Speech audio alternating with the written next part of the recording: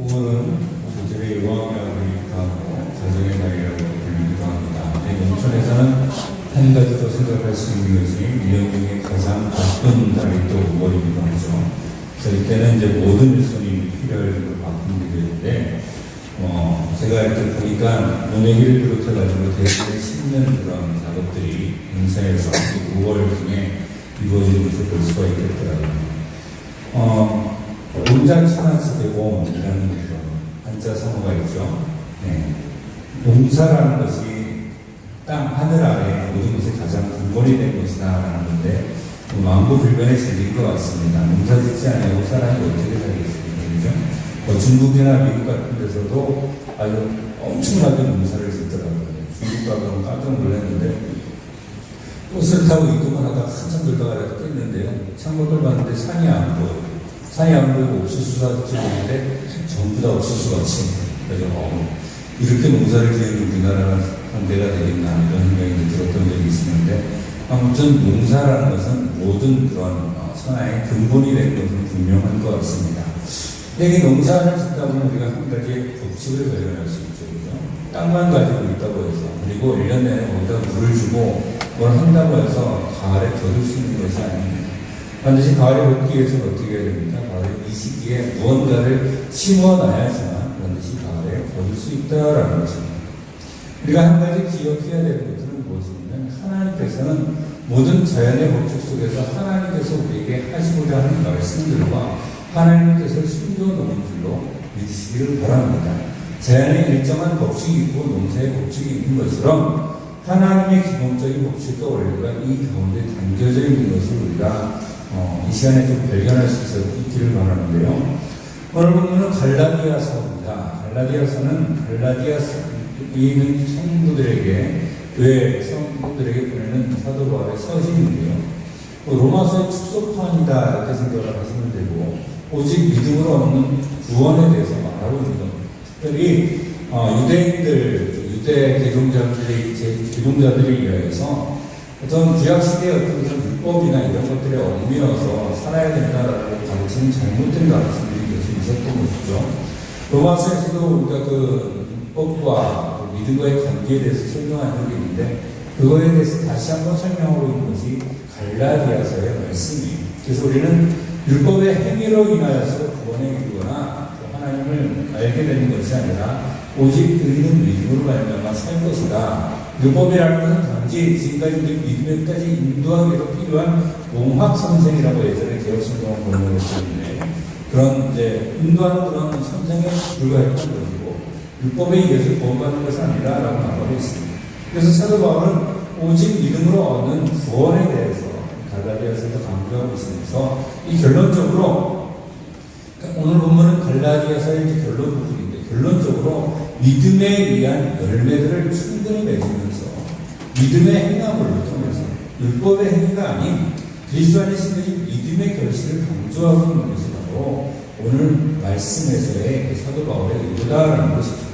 그거에 대한 한 가지 법칙을 말하고 있는 것인데 이것을 제가 파존의 법칙 혹은 믿음의 법칙이라는 제목으로 여러분들에게 오늘 말씀을 증거하고자 합니다. 믿음의 법칙은 첫 번째는 심는 대로 거두는 원리가 있습니다. 보면 7절에 보면 스스로 속이지 말라. 하나님은 업신여김을 받지 아니하시나니 사람이 무엇으로 심든지 그대로 거두리라 라고 말씀하고 있죠. 사랑하는 성도 여러분, 믿음의 법칙, 혹은 씨를 뿌리는 법칙은 무엇이든지 심는 대로 그대로 거두게 되는 줄로 믿으시기를 바랍니다. 농사의 가장 기본적인 법칙이 심는 대로 거둔다는 거예요. 한자어로는 종과 득과 종두, 득두 이런 말이 있죠. 오이를 심은 데는 오이를 거두고 콩을 심은 데는 콩을 거둔다라는 겁니다. 우리나라 말로는 콩 심은 데 콩 나고 팥 심은 데 팥난다라는 속담이 있는데요. 심은 종류대로 거둔다는 거예요. 내가 무엇을 그 땅에 심었든지 그 심은 것이 심은 종류대로 올라오게 되죠. 내가 다른 걸 심으면 다른 게 올라오지 않는다는 거죠. 결국 그 식물은 그 열매나 그 식물의 모양을 통해서 무엇을 심었는지 결국 알게 된다는 것입니다. 그림 하나를 보여드릴 텐데요. 네, 저 학원에 있는 저게 무엇일 것 같습니까? 식물이 이렇게 보면은 뭐처럼 보이세요? 네, 잘 모르는 사람들을 이렇게 보다가 신을 조금 아는 사람들을 보다가 가늠죽이라고 그러고 어떤 사람은 난초라고 하기도 하고 그럽니다. 근데 제가 말씀드렸죠. 심는 대로 어떻게 한다고? 난다고 그랬어요. 어떤 제가 알고 있는 한 형제가 저쪽 동네에서 대추야자, 중요나무 열매죠. 그것을 못 보는 그 대추야자 씨앗을 심어가지고 그것을 발화시켜서 저렇게 자라게 한 거예요. 근데 겉모습을 보니까 처음 보는 모양인데 무슨 난초처럼 생기기도 하고 가는축처럼 생기기도 하고 했는데 결과는 무엇입니까? 대추야자를 심었으니까 뭐가 난 거예요? 대추야자가 난 거예요. 단지 여기는 열대지방이 아니어서 저런 모양으로 삐질삐질 나오고 있을 뿐이다라는 것입니다. 심는 대로 거두게 되는 줄로 믿으시기를 바랍니다. 또 한 가지 진리가 있는데 많이 심어야 많이 거둘 수 있다는 거예요. 고린도후서 9장 6절 말씀이 이렇게 말씀하고 있어요. 이것은 곧 적게 심는 자는 적게 거두고 많이 심는 자는 많이 거둔다 하는 말이로다 하면서 심는 양에 따라서 거두는 양도 달라진다라는 걸 말하고 있습니다. 물론 나무 하나에 달리면 나무가 열매가 많아지기도 하고 적어지기도 하겠죠. 그러나 기본적으로 하나만 심어가지고 많이 거둘 것을 기대하지는 않습니다. 땅이 넓이가 있는 만큼 많이 심어야지 많이 거둘 수 있다라는 것입니다. 가을에 많이 수확하기 위해서는 몸이 어떻게 해야 됩니까? 그만큼 많이 심고 가꿔야 된다라는 것입니다. 봄철에 워낙 바쁘시다 보니까 제가 이제 습관적으로 물어볼 때가 있어요. 많이 바쁘시죠? 뭐 이렇게 물어볼 때가 있어요. 물어보면 하나 많이 질문입니다. 지금 이때 안 바쁘면 언제 바쁘시겠습니까? 근데 대답을 할 때 아주 현명한 대답을 하시더라고요. 바빠야죠. 심은 만큼, 농사라는 것은 한 만큼 거두게 돼 있으니까요. 라고 대답을 하시더라고요. 우문의 현답이었다고 저는 생각하는데 이것이 바로 농사의 법칙입니다. 심는 대로 걷는데 일한 만큼의 결과가 나오는 것이 결국 농사의 법칙인데 이것이 바로 믿음의 법칙과 동일한 줄로 믿으시기를 바랍니다. 무엇을 심든지 우리가 심는 종류대로 또 우리가 무엇을 심든지 우리가 심은 만큼 거두게 되는 것이 더욱 정직하게 드러나는 것이 믿음의 법칙임을 결코 잊지 않으시는 친구들이 되시기를 주님의 이름으로 축원합니다. 하나님께서 우리에게 원하시는 원리는 무엇이냐면 일도 하지 않고 무언가를 성과를 내기를 원하지 않으세요. 어떻게 하냐면 일한 대로 먹는 것이 하나님께서 우리에게 가르쳐주고 있는 성경의 진리다라는 것입니다. 창세기 3장 19절에 보면 이렇게 기록되어 있죠. 내가 하늘로 돌아갈 때까지 얼굴에 땀을 흘려야 먹을 것을 먹으리니 라고 말하고 있어요. 그러니까 이것만 봐도 뭐라 할 수가 있어요. 뭔가 먹으려면 수고를 해야 된다라는 것에 대해서 성경은 분명히 말하고 있는데 어떤 사람은 그렇게 얘기하기도 해요. 아니 저거는 아담이 하나님 앞에 죄를 짓고 나서 하나님께 저주받은 결과가 아니에요. 저주가 벗어나면 일하지 않아도 먹을 수 있는 거 아닙니까? 아닙니다. 단순한 저주의 결과가 아니라 하나님의 법칙이 이 안에 담겨져 있는 것을 알 수가 있는데 여기서 얼굴에 땀을 흘려야 된다고 그랬잖아요. 수고한 만큼의 육신에 피곤함을 느끼게 된다는 것에 대해서 말하는 겁니다. 아담이 이 이전에는 일을 하지 않았냐, 그 이전에도 일을 했던 것을 볼 수가 있어요. 얼굴에 땀을 흘려야 된다는 것은 몸의 신체적인 변화가 와서 예전처럼 쉽게 일하지 못하고 힘들여서 일해야 된다는 것을 말하는 것이죠. 창세기 2장에 보면 아담이 그 이전에도 일을 하고 있었다라는 것을 분명히 볼 수가 있는데요. 창세기 2장 15절을 보면 여호와 하나님이 그 사람을 이끌어 에덴 동산에 두어 그것을 경작하며 지키게 하시고 어떻게 하시게 됐어요? 에덴 동산에 있는 것을 경작하고 그것을 지키게 하셨어요. 일을 하게 했다는 거예요. 그 전에도 경작도 했고 그 농사만 했던 것이 아니라 다른 수많은 일들까지도 했던 것을 볼 수가 있습니다. 그리고 하나님께서 그에게 허락하신 걸 어떻게 합니까? 16절에 보면 여호와 하나님이 그 사람에게 명하여 이르시기를 동산 겉은 나무의 열매를 내가 흘려 먹어라. 그러니까 일한 결과로 결국은 모든 것들을 먹을 수 있는 권한을 아담에게 주셨던 것을 볼 수가 있고요. 아담은 오히려 타락이 전에 더 많은 일들을 했다라는 것을 땅을 통치하고 경작도 하고 지키기도 하고 수많은 동식물들의 이름도 지어주는 그런 일들을 했다라는 것입니다. 하나님의 법칙이라는 것은 수고한 만큼 우리가 그것을 누릴 수 있는 것이 하나님의 법칙이다라는 것은 결코 변하지 않는 진리인 줄로 믿으시길 바랍니다. 그래서 사도 바울은 데살로니가 성도들에게 이렇게 말하고 있어요. 데살로니가서 3장 10절에 보면 우리가 너희와 함께 있을 때에도 너희에게 명하기를 누구든지 일하기 싫어하면 뭐 하지도 말라? 먹지도 말라라고. 일하기 싫고 게을러하고 아무것도 하는 사람은 먹지 않는 것이 성경적인 원리다라는 거예요. 뭔가를 일한 만큼 거두고 일한 만큼 그 사람은 대가로 무엇을 먹고 사는 거예요. 잠언 6장 9절 10절에 보면 아주 두려운 말씀이 있습니다. 게으른 자여 내가 어느 때까지 누워있겠느냐, 내가 어느 때까지 잠이 깨어 일어나겠느냐, 좀 더 자자 좀 더 졸자, 손을 보고 좀 더 누워있야 하면 내 몸이 감도같이 오며 내 공필이 분사같이 뛰리라라고 성경은 가르쳐주고 있다라는 거예요. 믿음의 법칙이라는 것은 심은 대로 거둘 뿐만 아니라 그것처럼 일한 만큼 거두고 일한 만큼 누릴 수 있다라는 것을 우리가 반드시 기억할 수 있는 성도들이 되시기를 주님의 이름으로 축원합니다. 사실 문제는 심는 건 내가 심는데 거두는 사람도 따로 있을 수 있다는 거예요. 네, 심는 대로 거두는 것은 망고불변의 법칙입니다. 근데 성경은 심는 사람이 있으면 거두는 사람이 따로 있다라는 것을 말하고 있어요. 한 가지 예를 들어보자면 우리도 농사를 많이 지면 농사가 다 내가 먹기 위해서 하는 건 아니죠. 그죠? 내가 농사를 지은 것을 가지고 장사를 하기도 하고 그것을 다른 사람이 먹기도 합니다. 내가 오늘 사과나무를 한 그루를 심는다. 혹은 내가 어떤 몇십 년 또 뭐 100년 이렇게 지나야지 열매를 맺을 수 있는 나무를 심는다라는 것은 지금 당장 내가 그 나무의 과일을 먹기 위해서 심지 않는 경우가 대부분이다라는 것입니다. 예수님께서 요한복음의 말씀을 통해서 이렇게 말씀하고 있어요. 너희는 넉 달이 지나야 추수할 때가 이르겠다 하지 아니하겠느냐. 그러나 나는 너희에게 너희 눈으로 밭을 보라 희어져 축수하게 되었도다. 그리고 뭐라고 말씀하시냐면 거두는 자가 이미 속도 받고 영생에 이른 열매를 모으나니 이는 뿌리는 자와 거두는 자가 함께 즐거워하려 하느니라. 그래서 한 사람이 심고 다른 사람이 거둔다 하는 말이 옳도다라고 말씀합니다. 심는 사람이 있는 반면에 그 심는 것을 거두는 사람이 따로 있을 수도 있다는 것을 기억하게 되기를 주님의 이름으로 축원합니다. 심는 대로 거두는 건 맞아요. 근데 내가 심은 것을 내가 거두지 않을 수도 있어요. 근데 놀라운 진리는 무엇이냐면 뿌리는 자와 거두는 자가 어떻게 즐거워한다고요? 함께 즐거워한다라고 성경은 말씀하고 있다. 주님께서 책망하시는 것은 심지 않은 데서 거두려고 하는 것을 생각하시는 거예요. 한 달란트 가진 자가 예수 주인이 그런 자인 줄 알고 한 달란트를 숨겨놨다가 책망을 받았잖아요. 다른 사람이 심으면서 또 다른 사람이 거두어들일 수도 있습니다. 그러나 우리가 기억해야 될 이 심는 것의 법칙은 심어야지만 반드시 거둘 수 있다는 것이고 누가 되었습니다.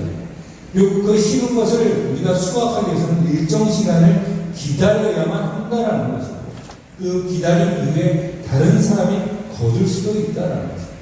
그럼에도 불구하고 심는 자와 거두는 자가 함께 기뻐한다는 거죠. 봄에 심는 자가 있어야 가을에 거두는 것처럼 우리는 열심히 심는 자가 되든지 혹은 가을에 열심히 거두는 자가 되든지 무엇이든지 이 심고 거두는 일에 동참할 수 있는 믿음의 성도들이 되시기를 주님의 이름으로 축원합니다. 믿음의 법칙 두 번째는 육신으로 썩은 것을 거두게 된다는 것입니다. 갈라디아서 6장 8절 말씀에 보면 자기 육체를 위하여 심는 자는 육체로부터 썩어진 것을 거둔다라고 말하고 있는데 육체적인 것으로 육신에 속한 것으로 정력적인 것으로 심으면 결국은 그것에 대한 열매를 거두는데 썩은 것을 거둔다는 거예요. 결국 뭐냐면 망한다는 얘기죠.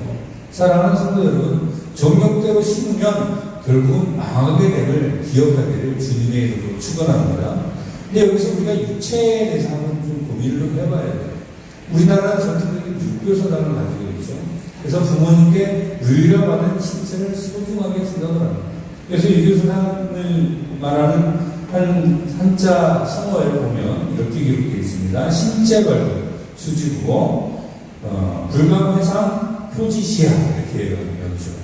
네, 신체벌구 우리의 몸의 모든 것들은 몸에 털이 난 것까지도 다 부모님께 물려받은 것이기 때문에 그것을 함부로 훼손하지 않는 것이 교회의 시작이다 이렇게 가르치고 있다는 거예요. 잘못된 가르침일까요?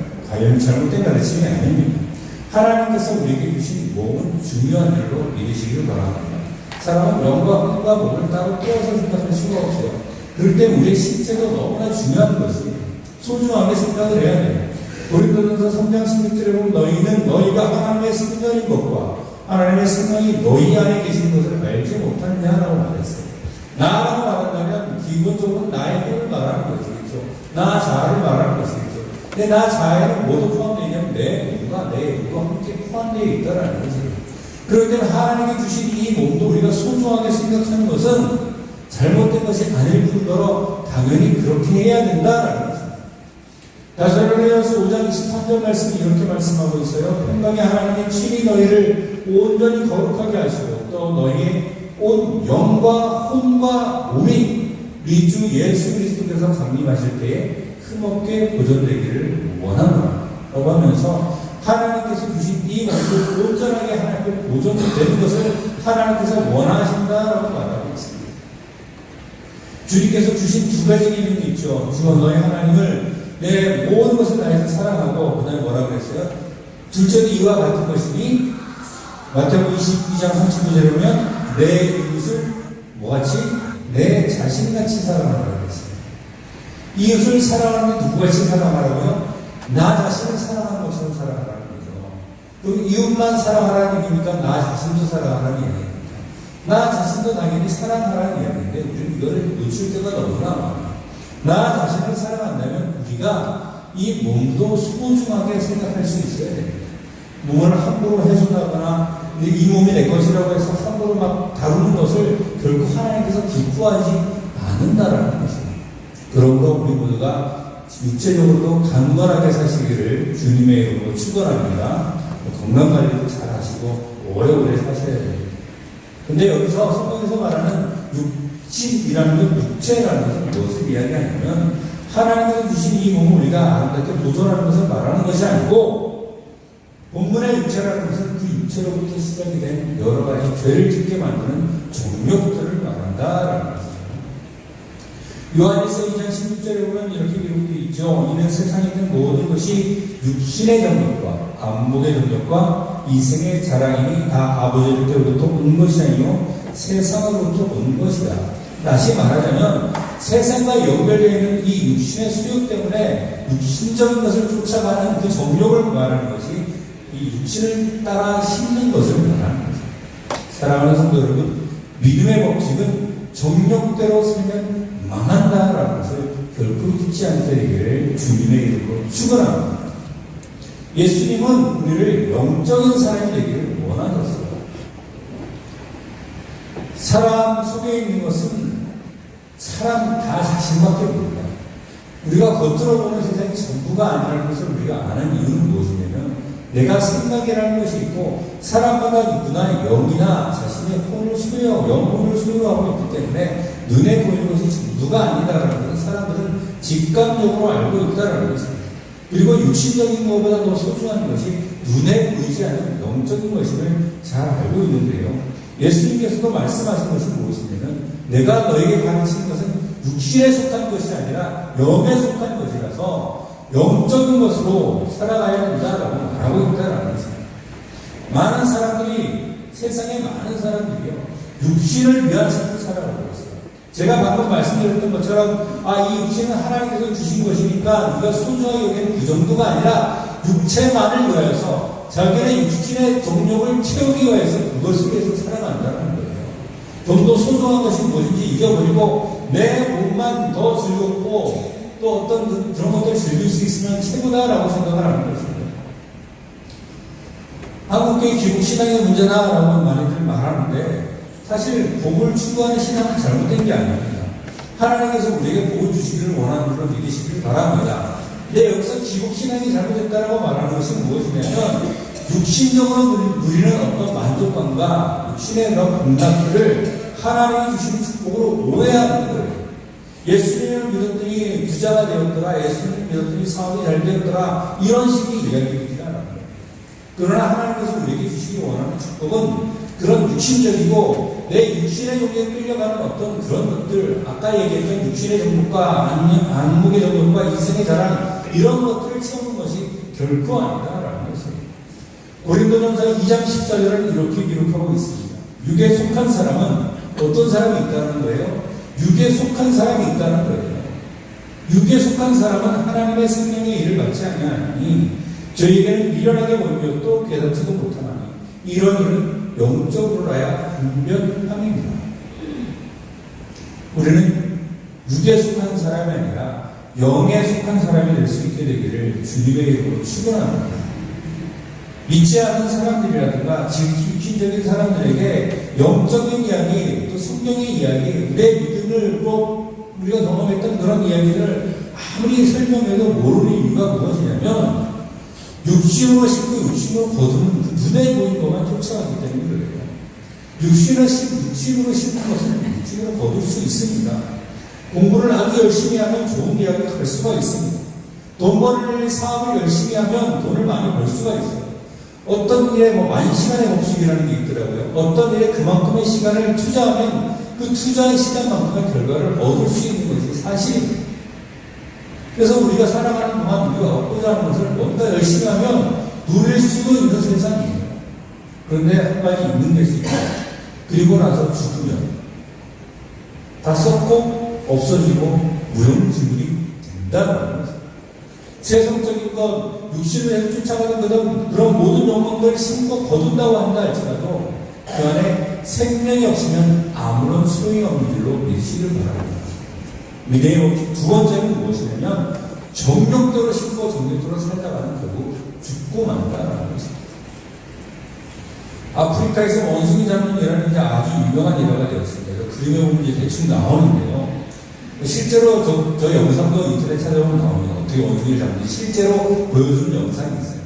항아리가 있고 항아리 목이 원숭이 손이 겨우 이렇게 해서 들어갈 수 있는 정도라고 그 항아리 안에는 무엇을 집어넣으면 원숭이가 좋아하는 온갖 과일과 열매들을 다 집어넣는 거죠.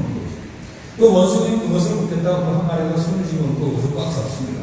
잡는 순간 어떻게 해야 되죠? 항아리보다 손이 더 굵어지는 거죠. 근데 사람들이 그때는 잡았다 하고 이제 잡으러 오는데 천천히 걸어가더라고요. 왜냐하면 원숭이가 욕심 때문에 이것을 놓지 못합니다. 손을 빠져나옵니까? 안 빠져나옵니까? 안 빠져나와요. 결국은 이러지도 못하고 저러지도 못하고 그냥 앉아있는 채로 사람들에게 잡혀서 희생당하게 되는 원숭이의 모습을 인터넷에서 검색해보면 찾아보실 수가 있습니다. 어떻게 하면 됩니까? 그것을 놓기만 하면 죽지 않고 살 수가 있어요. 예전에 TV에 나왔던 것 같은데 SBS 호기심 충분인가 그랬던 것 같아요. 햄스터들이나 이런 다람쥐 종류가 갖고 있는 습성이 있죠. 이렇게 먹이가 있으면 그것을 한 번에 다 먹지 않고 어떻게 합니까? 이 볼에다가 이제 저장을 하는 거예요. 근데 이 햄스터들이 엄청나게 저장이 된다고 하죠, 볼에. 그래서 어떻게 그것들을 해바라기 씨를 부었냐면 세장 같은 이렇게 철장 같은 이렇게 조그만 구멍으로 햄스터가 이렇게 들어갈 수 있는 구멍이 있는 만큼 해서 이렇게 들어갈 수 있는 그 케이지에다가, 울타리에다가, 해바라기 씨를 잔뜩 집어넣어놨어요.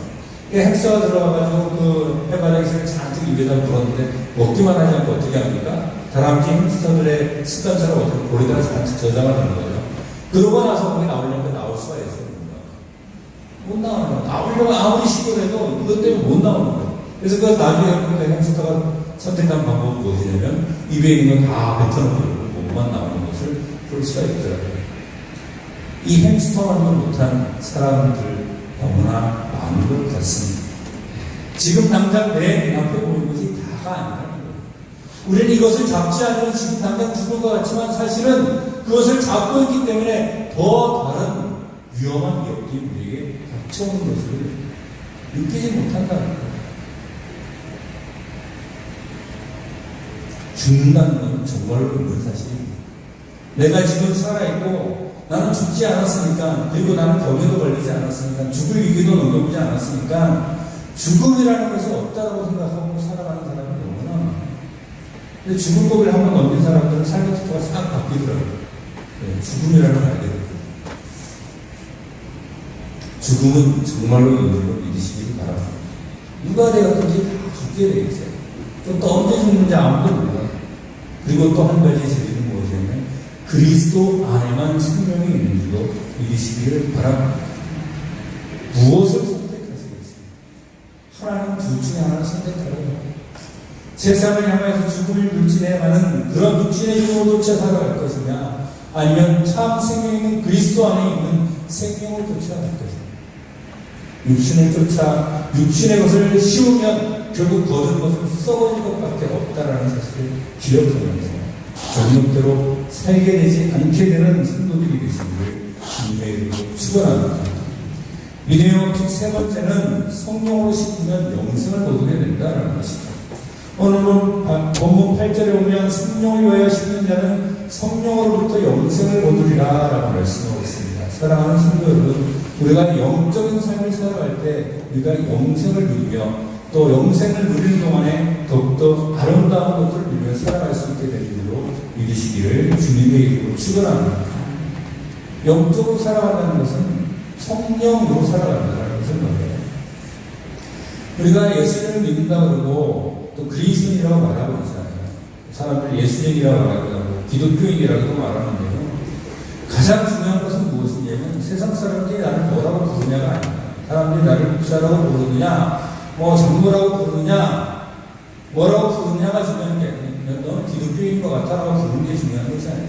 실제로 내 삶에 성령이 들어와 계시지 않냐면 그 겉으로 불러지는 이름들은 아무런 의미가 없는 줄로 믿으시기를 바랍니다. 그것이 목사라고 똑같아요. 사도행전 1장 8절에는 오직 성령이 너희에게 임하시면 너희가 권능을 받는다라고 말씀하시면서 성령이 임하시고 나서야 제자들이 일할 수 있다는 것을 말씀하셨고요. 요한복음 16절에는 예수님께서 보혜사를 내가 너희에게 보내겠다라고 말씀하셨는데 궁극적으로 예수님께서는 다시 부활하시고 나셔서 요한복음 20장 22절에는 이렇게 말씀하고 있습니다. 이 말씀을 하시고 저희를 향하여 숨을 내쉬며 가라사대 뭐라고요? 성령을 받으라. 성령 받는 것은 주님의 명령인 줄로 믿으시기를 바랍니다. 성령을 받는 것은 받을 수도 있고 받지 않아도 되는 것이 아니고 내가 예수를 믿는 그리스도인은 누구나 다 성령 받은 상태가 되어 있어야 된다는 말이에요. 어떤 부흥이나 어떤 특별한 집회에 가서 성령을 받는 것이 아니라 내가 그리스도인이 되어 있다면 이미 나는 성령을 받은 상태가 되어 있어야 된다는 거예요. 그럼 내가 성령 받은 것을 어떻게 알 수가 있느냐? 우리가 이것을 한번 점검해보면 돼요. 고린도전서 12장 3절 말씀을 보겠습니다. 함께 읽어보겠습니다. 시작. 그러므로 내가 너희에게 알게 하노니 하나님의 영으로 말하는 것은 누구든지 예수를 저주할 자라 하지 않고 또 성령으로 아니하면 누구든지 예수를 주시라 할 수 없느니라. 아멘. 예수님을 주님으로 고백하십니까? 그렇다면 우리 안에 이미 성령께서 내 안에 계신 줄로 믿으시길 바랍니다. 왜냐하면 본문에 말씀하는 것처럼 성령이 아니고는 성령이 내 안에 계시지 않고는 예수님을 주라고 고백할 수가 없어요. 반대로 얘기하자면 무슨 이야기냐면 예수님을 주라고 고백하는 그 순간부터 성령님께서 내 안에 들어와 계신 줄로 믿으시기를 바랍니다. 그것은 우리가 느끼지 못해도 마찬가지예요. 사람들은 성령 받는 것이 내가 어떤 특별한 체험이 있어야지만 되는 줄 알고 있어요. 근데 내가 예수님을 주라고 고백하는 그 순간부터 이미 내가 느끼지 않는 성령이 내 안에 들어와 계신다는 거예요. 요한복음 1장 12절에 보면 영접하는 자, 곧 그 이름을 믿는 자들에게는 하나님의 자녀가 되는 권세를 주셨다고 그랬잖아요. 그러니까 예수 그리스도의 이름을 믿는 그 순간에 성령 안에서 우리는 거듭나게 되겠어요. 요한복음 3장에 니고데모에게 예수님께서 뭐라고 하십니까? 육신으로 한 것은 육이고 성령으로 한 것은 영이니 네가 거듭나야 하겠다는 말을 이상하게 여기지 말아야 되겠어요. 예수 그리스도의 이름을 믿고 거듭난 사람이라면 이미 내 안에 성령님이 계신 줄로 믿으시기를 주님의 이름으로 축원합니다. 이거를 너무나 잊고 살아가요. 예수를 믿고 영접하고 내가 그리스도인이 되었다면 내가 예수님을 주라고 고백하는 성도라면 이미 내 안에 성령님께서 계시다니까요. 내가 안 좋은 장소에 가도 내가 죄를 지을 때도 정말 하나님께서 정말 가증히 여기시는 그런 장소에 내가 그런 말을 하고 있을 때도 성령께서 내 안에 계시다니까요. 얼마나 부럽습니다. 그래서 더 중요한 것은요, 그리스도인에게 더 중요한 것은 성령을 받는 것은 믿지 않는 성도들에게 성령 받으라라는 것이 중요한 것이고, 이미 예수 그리스도를 믿고 성령을 내 안에 내주하고 모셔드린 성도들은 이제부터 필요한 것이 무엇이냐면 성령으로 충만하게 되는 것이다 라는 거예요. 에베소서 5장 18절 말씀, 술 취하지 말라. 이는 방탕한 것이 오직 성령의 충만을 받으라. 잘 알고 있는 말씀이죠. 이 말씀의 핵심은 술 취하지 말라가 아니에요. 술 취하지 말라가 아니에요. 그것과 대조되게 단지 성령으로 충만함을 받으라라는 것이 더욱더 중요한 요점이다. 우리가 그리스도인이었다면 내 생각과 내 육신의 정욕과 그것이 내 안에 충만하게 되는 것이 아니라 성령의 생각으로 성령님을 내 안에 충만하게 되기를 주님의 이름으로 축원합니다. 성령으로 충만해야 성령 안에서 무언가를 심을 수 있게 됩니다. 우리가 성도로서 세상을 살아갈 때에 한 가지 딜레마가 있습니다. 딜레마라는 건 뭐냐면 두 가지 해결되지 않는 상충되는 과제들이 이것도 저것도 선택하지 못하게 되는 거죠. 사도 바울이 무엇을 고백하고 있죠. 로마서 7장 24절에 보면 오라 나는 비참한 사람이로다 이렇게 말하고 있어요. 왜? 10장 22절 보면 이렇게 말하고 있죠. 내가 속사람으로는 하나님의 법을 즐거워하되 내 지체 속에서 한 다른 법이 내 마음에 못가 싸워 내 지체 속에 있는 죄의 법으로 나를 사로잡는 것을 모르는구나. 그러니까 내 속사람, 거듭난 새 사람, 내 안에 진짜 나 이제 진짜 나가 된 거듭난 내가 있는데, 그래서 그 법대로 성령의 법대로 살아가고자 하는데 내 지체 속에서 이미 죽어져서 없어져야 될 옛 육체가 육신의 정욕이 계속해서 내 마음을 진짜 보고 싸우는 거예요. 우리에게 남겨진 것은 무엇입니까? 그 둘 중에 한 가지를 선택해야 되는 거죠. 어떻게 해결하면 될까요? 예수님께서 해결해 주시기를 믿으시기를 바랍니다. 로마서 7장 25절에는 우리 주 예수 그리스도로 말미암아 하나님께 감사드리로다 라고 하면서 바로 해답을 내요. 오라 나는 비참한 사람이로다. 이 상황에 오면서 누가 나를 건져내냐? 누가 건져내시겠습니까? 예수님께서 건져내시겠고 예수님께서 자기 자신을 대신하여 보내신 보혜사 성령께서 이 모든 것을 이길 수 있도록 인도해 주시기로 믿으시길 바랍니다. 내 안에 성령님의 생각으로 가득하게 되면 육신의 정욕이 떨어져 나가게 되어 있습니다.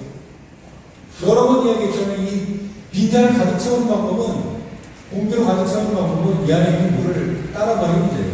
그럼 저절로 공기가 들어가 버린다는 거예요. 내 안에 예수 그리스도로 성령을 가득 채우면 이제는 뭘 없어집니까? 내 안에 육신의 정욕은 나가게 되는 줄로 믿으시길 바랍니다. 무엇으로 충만하다는 것은 그것으로 가득 차 있다는 거예요. 성령님의 생각은 내 안에 가득 차 있는 것. 무엇을 선택하겠습니까? 그 선택권은 나 자신에게 있습니다. 성령으로 충만할 것인지 아니면 육신의 정욕으로 충만하게 될 것인지는 나 자신에게 결정이 남겨져 있다는 거예요. 하나님은 인간에게 절대적인 자유를 주셨어요. 그 누구도 침범하지 못하는 자유를 주셨어요. 세상 사람들이 아무리 내 자유를 숙박하려고 한다 할지라도 내 생각의 자유까지 사람들은 뺏어가지 못합니다. 그건 하나님께서도 마찬가지예요. 그 선택은 누가 하는 거라고요? 하나님 나를 강제로 끌고 가주세요. 아니나 끌고 가주세요. 하나님께서 원하시는 것은 우리가 순종적으로 하나님을 쫓아가기를 원한다는 것이죠. 사랑하는 성도 여러분, 육신의 것을 선택하지 않고 영적인 것을 성령으로 충만하게 해서 그 영적인 것을 선택하며 살아갈 수 있는 성도들이 되시기를 주님의 이름으로 축원합니다. 그래야지 승령을 거두어요. 그래서 필요한 것이 무엇이냐면 영적인 분별이 필요해요. 영적 분별. 세상에 수도 없이 많은 일들이 있잖아요. 이것을 어떻게 분별해야 되겠습니까? 요한일서 4장 1절 말씀. 이렇게 요한일서 4장 1절 말씀을 함께 읽어보도록 하겠습니다. 시작.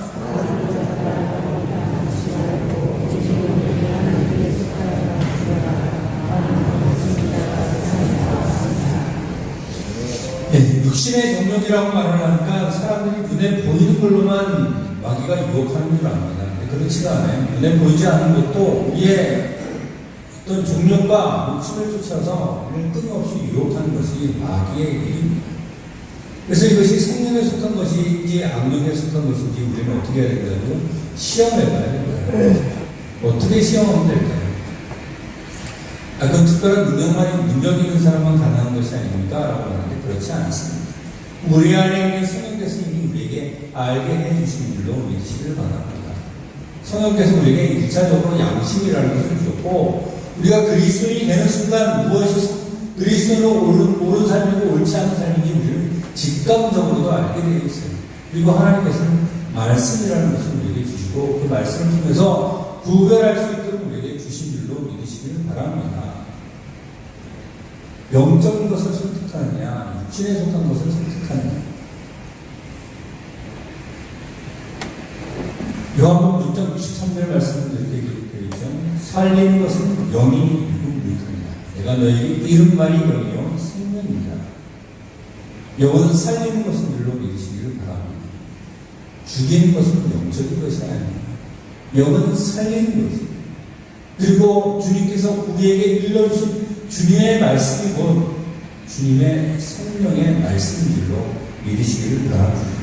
육신적으로 심기보다는 눈에 보이지 않고 지금 당장 결과가 보이지 않는다 할지라도 봄에 심으면 적어도 가을까지 기다려야 되고, 인상은 어떻습니까? 6년을 기다려야지 결과를 볼 수가 있어요. 지금 당장 심는다고 해서 지금 당장 결과를 볼 수 있는 것은, 근데 육신으로 심는 것은 지금 당장 결과를 볼 수 있는 경우가 참 많죠.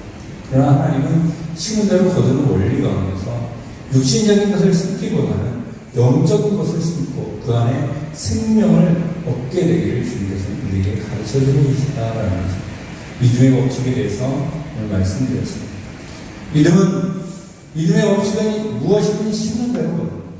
그렇기 때문에 우리가 육신의 정령대로 심으면 결국 썩은 것을 얻어서 결국 망하게 될 것이고, 성령 안에서 영적인 것을 심으면 그 안에서 우리는 생명을 얻게 되는 줄로 믿습니다. 그러므로 우리가 세상을 살아갈 때에 우리가 무엇을 심고 무엇을 거두며 살아가는가 자신을 잘 돌아보고 영적인 것을 심고 그 안에 있는 참된 생명으로 하나님께 영광 돌릴 수 있는 모든 성도들이 되시기를 주님의 이름으로 축원합니다. 기도하시겠습니다. 하나님 아버지,